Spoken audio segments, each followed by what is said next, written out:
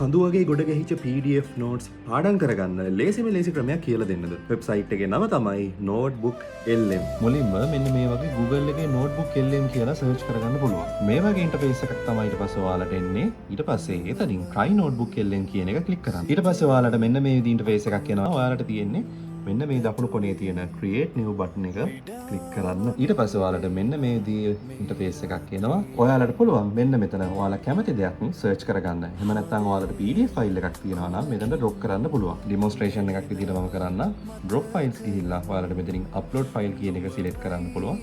ඊට පස්සේ ඔතනින් ඔයාලට මේ හරින් තියෙන කැමති document එකක් මෙන්න මේ විදිහට අප්ලෝඩ් කරන්න පුළුවන්. ඉතින් ඔයාලට මුලින්ම මෙන්න මේ වගේ සරල notes හදා ගන්නත් පුළුවන්. ඒ වගේම මෙතන option කිහිපයක් තියෙනවා. audio view එකක් ගන්න පුළුවන්. එහෙම නැත්නම් slides විදිහට හදා ගන්න පුළුවන්. video view එකක් ගන්න පුළුවන්. mind map හදන්න පුළුවන්.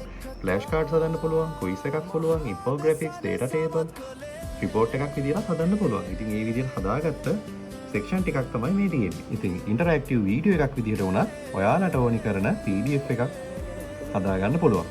මෙන්න මේ වගේ සරල ප්‍රසන්ටේෂන් කිහිපයක් හදා ගන්නත් පුළුවන්.